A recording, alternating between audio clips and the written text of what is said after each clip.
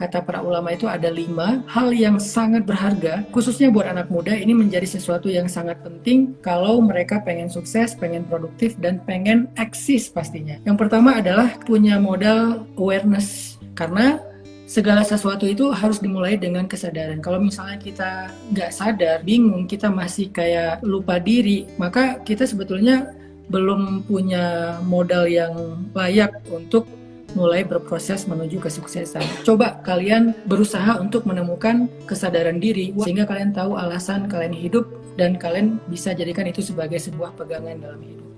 Yang kedua, kata ulama, harus punya dorongan atau motivasi yang kuat. Orang itu bisa jalan jauh, lari kenceng, melakukan hal-hal yang besar ketika dia punya dorongan yang kuat.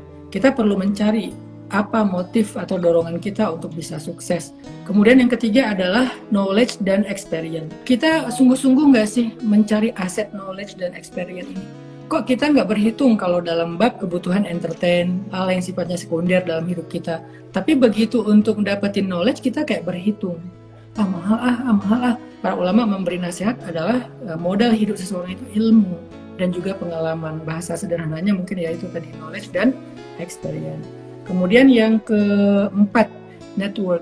Dan modal network ini adalah silaturahmi kalau dalam bahasa Islam ya. Arti silaturahmi itu banyak berteman, banyak bergaul, banyak kenal orang, terutama orang-orang yang punya track record baik, perilaku yang positif, yang bisa menyemangati kita dalam kebaikan. Nah, semakin luas network kita, itu tuh semakin besar modal kita buat sukses loh. Dan yang terakhir adalah opportunity. Kita tuh harus memanfaatkan kesempatan begitu ada di depan kita. Misalnya kayak kesempatan ketemu siapa, belajar apa, mengasah skill apa, kesempatan untuk mengupgrade diri kita yang kayak gimana. Nah, kesempatan itu mahal.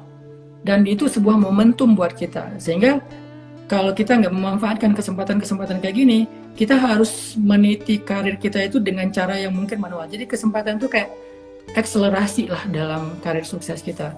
Jadi ada 5, pertama adalah awareness atau kesadaran, kemudian yang kedua adalah dorongan atau motivation, yang ketiga adalah knowledge dan experience, yang keempat adalah network, dan yang kelima adalah opportunity. Kelima hal ini adalah modal sangat berharga kata ulama kalau kita pengen sukses.